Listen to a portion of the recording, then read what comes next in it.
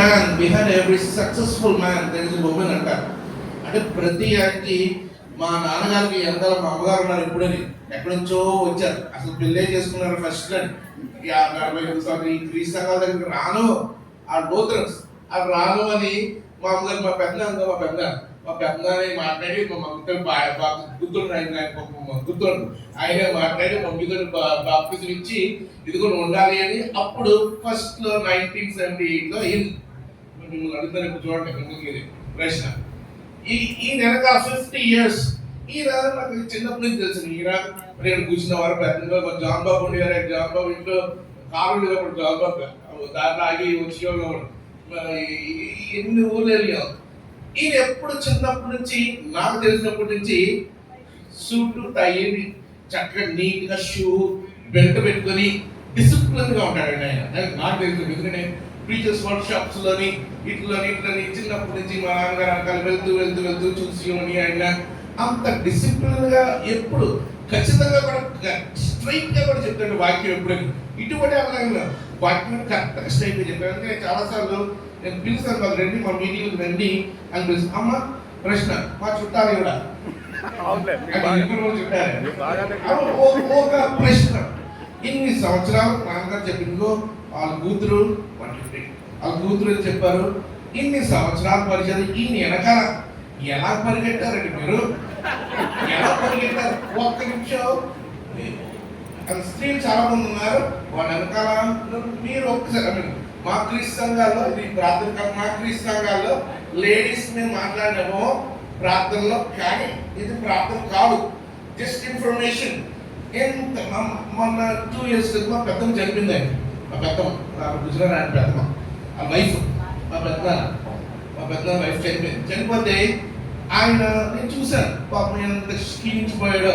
అప్పుడు అన్నారు ఇన్ని సంవత్సరాలు ఇంత పెద్దమ్మ నా తోడు తిట్టుకునేది పెద్దమ్మ చాలాసార్లు మా పెద్ద కానీ ఆవిడ లేకపోతే ఎంత బాధపడ్డాడో నేను చూసా. పక్క నుండి ఎంత కుమిలిపోయాడో నేను చూసా. వెనకాల ఒక లేడీ ఒక సక్సెస్ఫుల్ మ్యాన్ వెనకాల ఒక లేకపోతే అమ్మ ప్రశ్న ఇక్కడ ఉన్న వాళ్ళందరు స్త్రీలకి మెయిన్ గా మీరు ఏం చెప్తారు?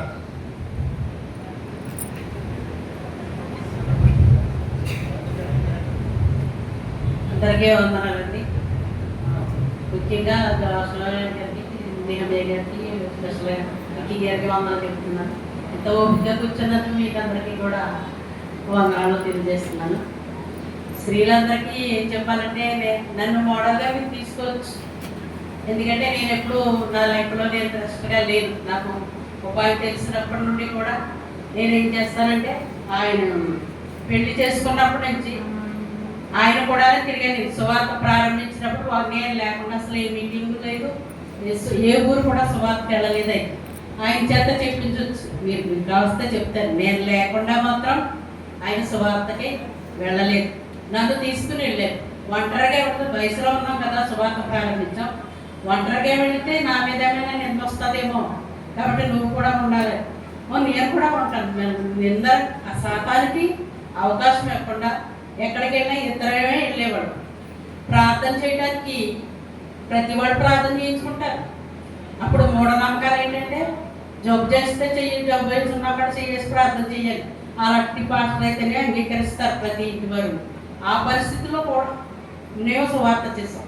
కాబట్టి మేము ఇద్దరం విడిచి సువార్త చేయలేదు. ఆయన నన్ను విడిచిపెట్టలేదు, నేను ఆయన్ని విడిచిపెట్టలేదు. ఎందుకంటే అపవాదికి తోడు ఇవ్వకూడదని.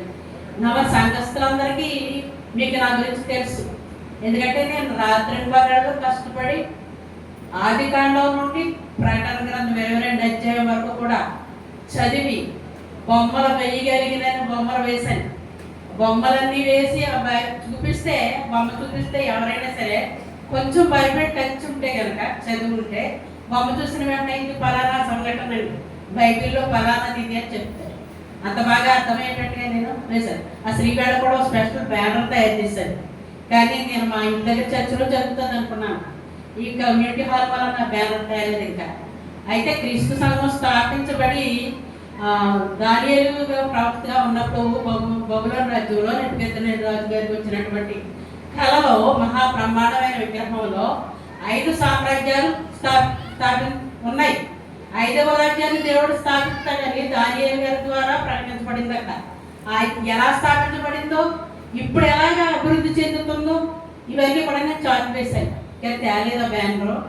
అయితే మీ స్త్రీలందరూ కూడా మీ భర్తలకు సహకరించి నట్లయితే మీరు మాకులకు కూడా మీరు కూడా సంఘాలు స్థాపించి సువార్త చేయగలరు, సత్య సంఘాన్ని ప్రకటించగలరు. ఎందుకంటే సాతానికి అవకాశం ఇవ్వకుండా భర్తలకు సహకరించి సువార్త తిరిగినట్లయితే, అయితే ఆడవాళ్ళకి ఎంత కష్టాలు ఉంటాయి మీకు అందరికీ తెలుసు. పిల్లలు నిజంగా చెప్తున్నాను కదా, మన వాళ్ళందరూ ఆ సంబంధమైన పిల్లలే ముఖ్యమని, నా శరీర సంబంధమైన పిల్లలు నేను లెక్క చేయలేదు. మీకు తెలుసో లేదో, మా చిన్న పాప నూతులు పడిపోయింది ఆదివారం, మా పెద్ద పాప కూడా ఆదివారం నూతులు పడిపోయింది.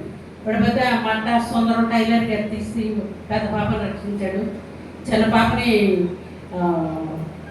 ఒక అబ్బాయి రక్షించాడు. వాళ్ళ ఇంటికి ఎవడో నిజం ఉందో అతనే రక్షించాడు. ఇద్దరు పిల్లలు కూడా ఆదివారం మేము చర్చకి వెళ్ళాక నూతులు పడిపోయి మళ్ళా బ్రతిక అదృష్టం కొద్ది దేవుడు మళ్ళా తిరిగి ఇచ్చాడు మాకు. మా రాజకుమార్ని ఒకడే కలుపు ఏ ఇంజనీర్లో చెప్తారనుకున్నారు అందరూ.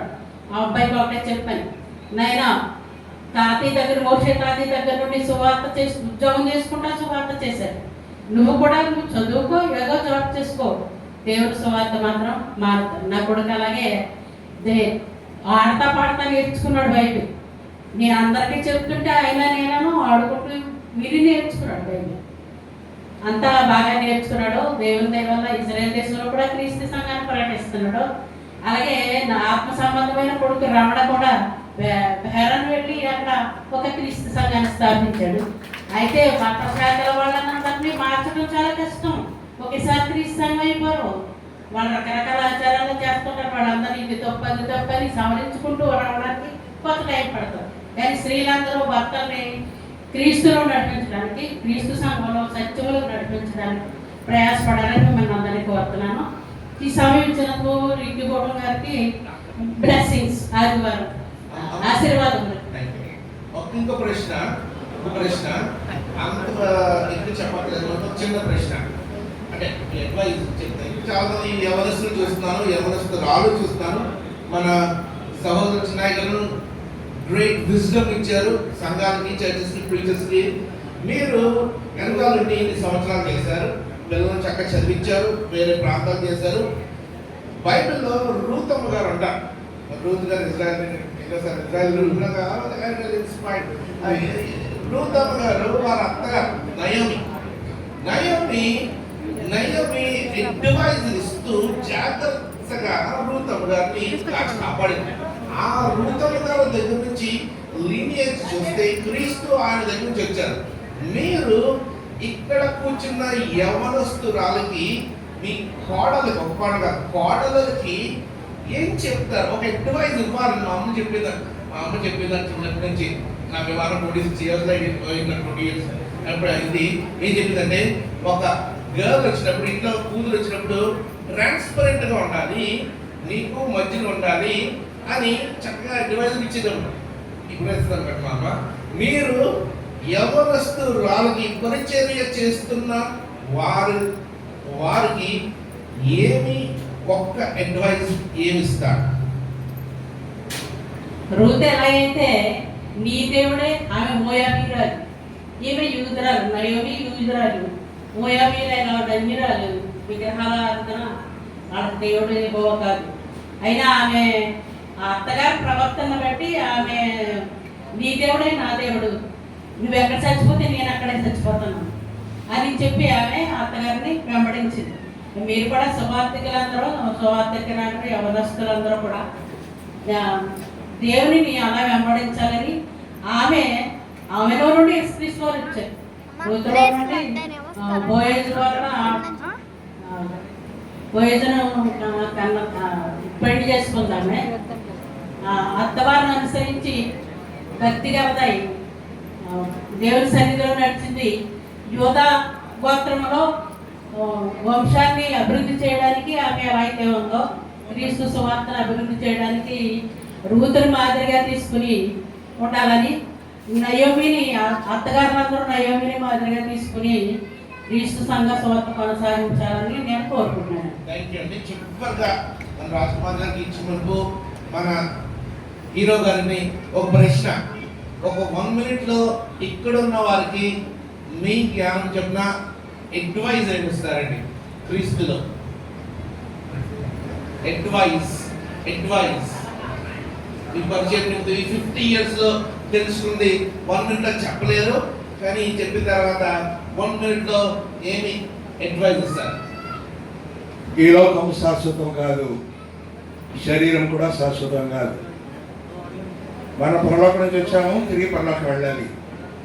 పరలోకం వెళ్ళటానికి మార్గం యేసు, నేనే మార్గము సత్యము జీవము, నా ద్వారానే తప్ప ఎవడు తండ్రి దగ్గరకు రారు అని చెప్పారు.